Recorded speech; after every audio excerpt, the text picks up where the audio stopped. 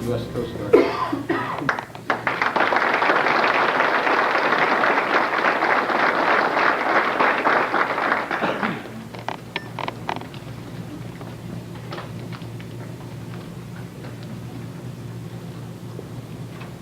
Captain Johns, distinguished visitors, Coast Guard family, friends, ladies and gentlemen, thank you for sharing your time to join me at my retirement ceremony.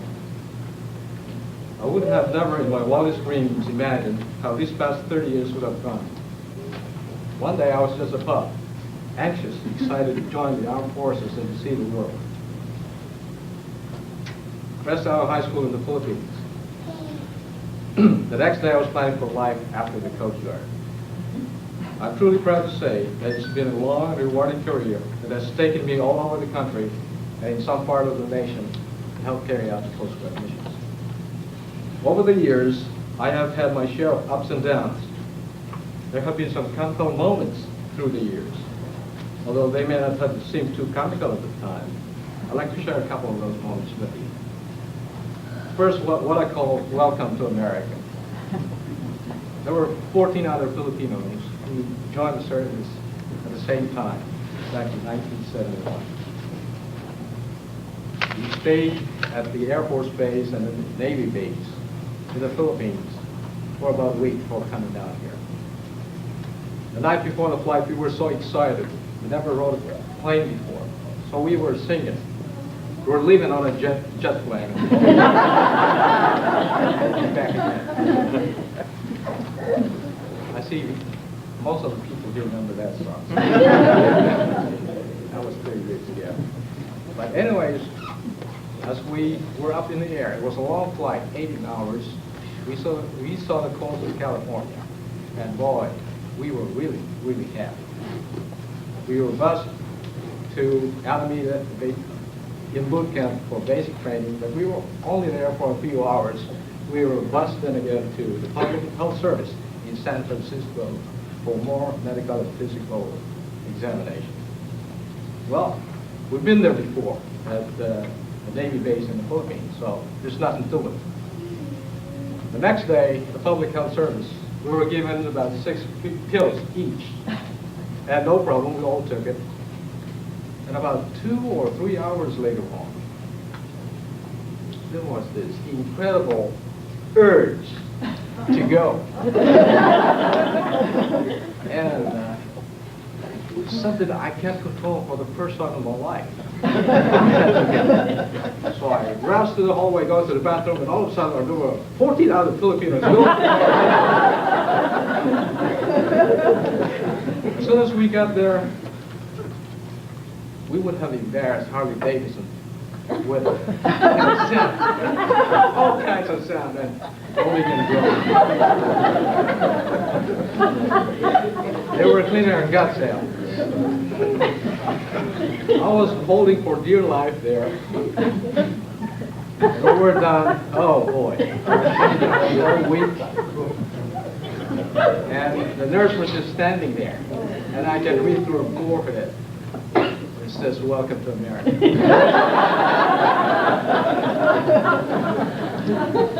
At any rate, the following day, more pills were given to us, and all of a sudden, the reaction of all Filipinos got, Anyway, we survived that physical examination. We were off to boot camp. Again, most of the young kids there in boot camp, they fear boot camp because of the mental stress and the physical stress that you have to go through. But having been raised in the Philippines, it's tough over there, and to me, push-ups and going to school, long hours, waking up early and doing all these physical activities, there's no problem to me. But on the following week, we have to go through another examination, which is swimming exam. Could you believe somebody from the Philippine Islands, surrounded by the Pacific Ocean, I don't know how to swim? Well, my friends assured me that, don't worry, I'll teach you. I was looking at the swimming pool. It was a huge swimming pool. And our company was there, and we were told to go ahead and line up and climb up that 40-foot diving board. I was looking at that and said, okay. We were just like ants, just going up there and jump, jump, jump, no problem. When it was my turn, I was about halfway going up that diving board. All of a sudden, my heart was pumping so hard, and I was gripping the railway, going up tighter and tighter. And when I looked down, I was so scared, started to shake. I had this incredible fear of heights. I didn't even know it. And as I go up the ladder, it was becoming worse and worse and worse. When I got on top, the diving board was about that wide, but it fell. And as I feel the vibration, I was really, really scared.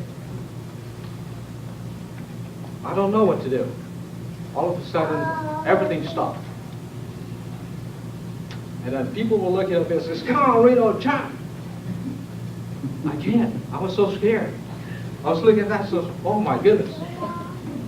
The size of the swimming pool all of a sudden was about this size.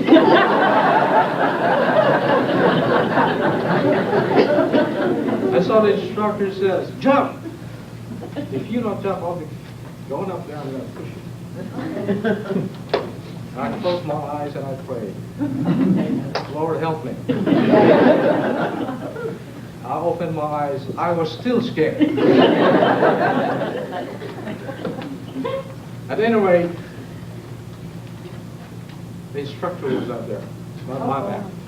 He says, "Jump or I'm going to push you." On the count of 3. 1, 2. And he's right behind me. I can see his arm right here. I close my eyes, I grab on his arm and jump. Big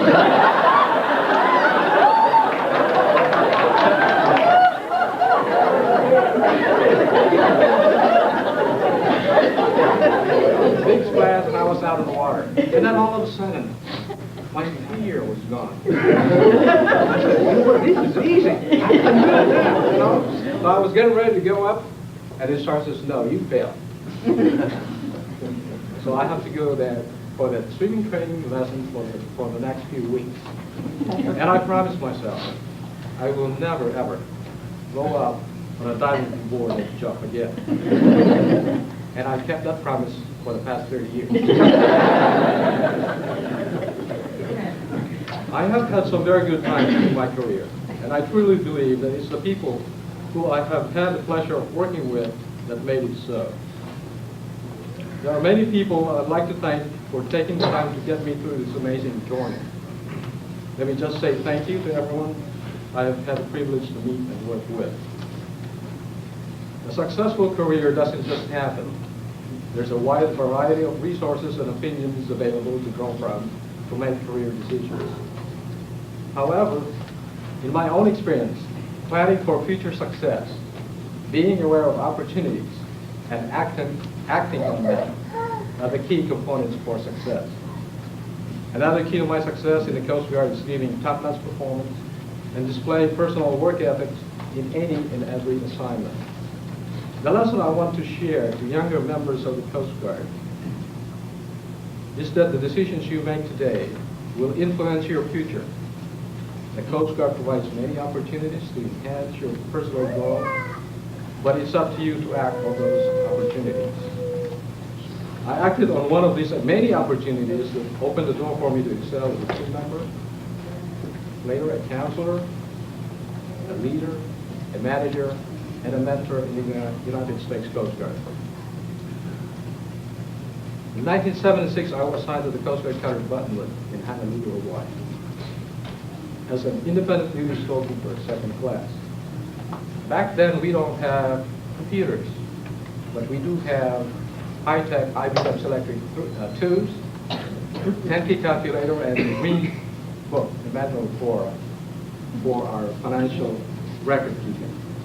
We don't have the services of the Finance Center to help reconcile our books. But in just a couple of months of being on board, I was able to adjust in the daily work routine. One thing, however, that really fascinated me as a storekeeper was when the shift gets underway, how does it get from point A to point B. I was wondering about that. If you're driving a car, you get the road, you get all of these signs that get you there. But out there in the open, how does it get from point A to point B? So one day I asked my executive officer if it's okay for me to be trained as an OOD underway, ship driver, if you will. Without hesitation, he said, okay, but I'll first discuss it with the CEO. To make the long story short, the CEO gave his blessings, and shortly after that, I became the best friend of all the junior officers on board. Why, you may ask? Well, every time I have free time, day, night, or weekends, I was up there relieving them on the watch. In the process, I worked with the quartermasters, the electronic technicians, and the navigator, who graciously taught me what I needed to know. When I became qualified as an OOD underway watchstander, I was extremely happy, and I was very proud of that accomplishment, which is far above and beyond what is required as an SK2. The benefits were quite gratifying. I became an OOD watchstander like the officers. That spot duty day once every 5 days instead of once every 3 days, and standing the watch at the wardroom instead of the quarterback. I'll never forget then my commanding officer's remarks when he said, "Reno, you're probably the only SK2 in the Coast Guard that can operate a ship." It really opened the door for me to excel in my Coast Guard career. I will always be indebted to the junior officers, now senior officers, who helped me in the beginning for encouragement and support that positively impacted my career path. It was the beginning of my wonderful career in the Coast Guard. I thank my former bosses that made deep impression in my professional growth, and I would be forever grateful for the incredible opportunities the Coast Guard has given me. Of significant importance, it was also during my tour of this cutter that I met my wife. I'd like to thank my wife, Belinda, for putting up with many duty nights, T-80 trips, and during my tour on Governor's Island for 2 years as a geographical bachelor. Honey, you were my true partner. You were always there, relentlessly supporting me, encouraging me, and inspiring me to carry on. At one point in my career, my goal was to be a Master Chief Petty Officer at the end of my active duty service. But you had another idea, because you believed that I had the ability to go further. It was you that challenged and persuaded me to go forward. I can still remember that one night, dinner night, my wife, out of the blue, said, "I bet you'll never become a warrant officer." And I looked at her in the eye, and she was dead serious. I said, "You want to bet?" And she says, "I bet you $1,000 you'll never become a warrant officer." My son on the right and my daughter on the left. I says, "You have a couple of witnesses here." So as a good storekeeper, I immediately go after a pen and paper, and put it in writing. Bet $1,000. And I have my daughter sign it, and my son sign it. Whoever wins, they get an equal share of that $1,000. To make a long story short, I made one officer day. I was very happy to get $1,000 and share it with my son and daughter. But I'll tell you what, my wife was even happier for giving that $1,000. I love you for your total support and unselfish understanding. You were absolutely right. I achieved the rank of Lieutenant Commander at the end of my active duty service. Thank you.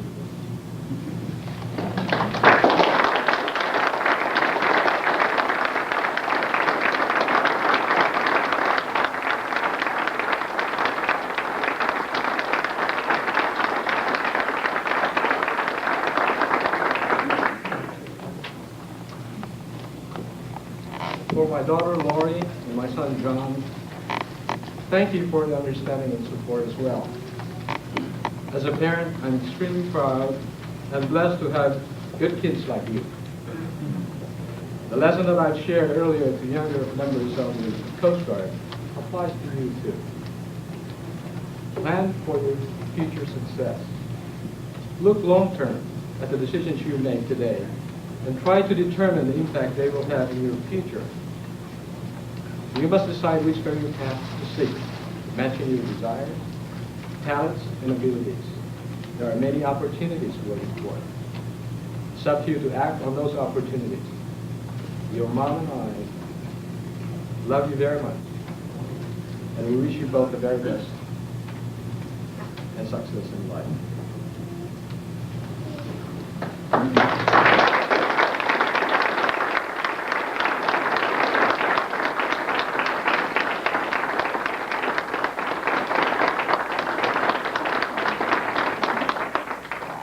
I was trying to find a blue rose for my son, but I can't find it. I got to go to Plan B, which I think will put a smile on his face. Being a father, I know he's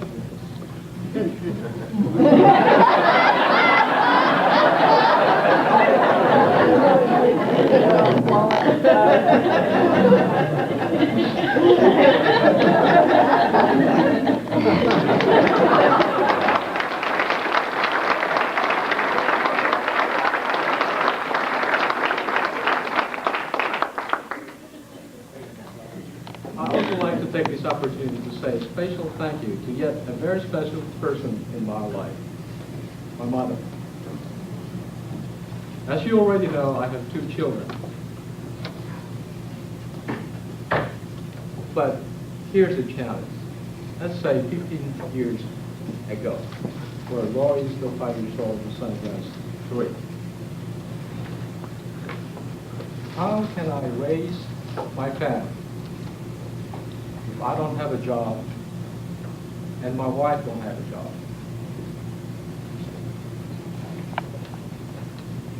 No education,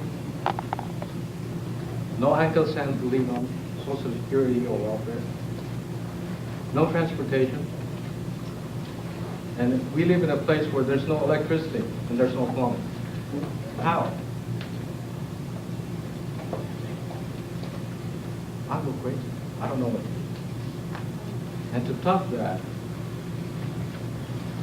if the doctor says, because I was very ill, that I have cancer, and I only have 6 months, maybe up to 2 years to live, how could I deal with that?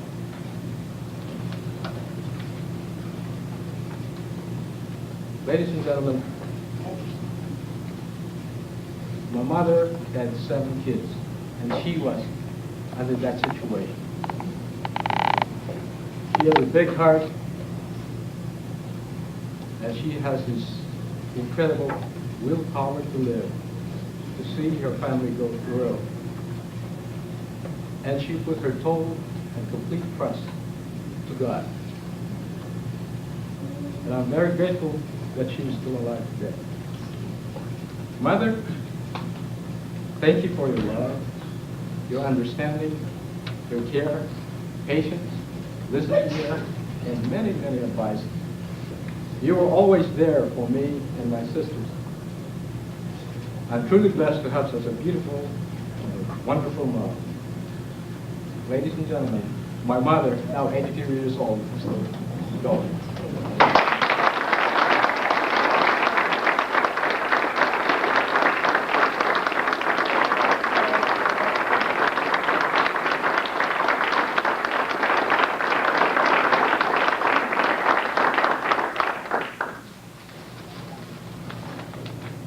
Just a couple of days ago, I had to get my hair cut for the last time for military inspection.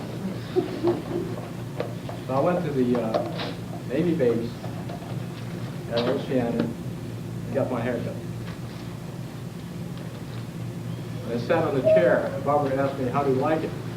I said, just give me a trim around my ear here and then just to pass the inspection, my last inspection. And said, "Oh, what's the occasion?" I said, "I'm retired."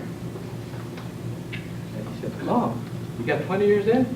I said, "No, I have 30 years in." "What? You joined the Armed Forces when you were 10?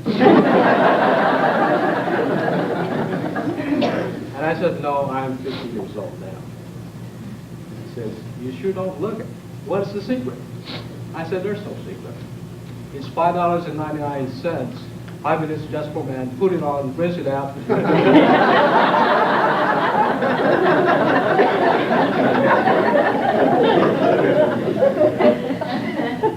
In closing, while my consular career is coming to an end, the memories of people I have served with will always be with me.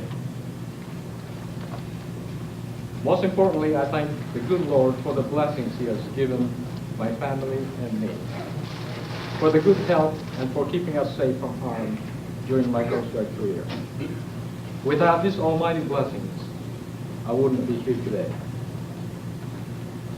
Thank you, Lord. Thank you, Coast Guard. Thank you all.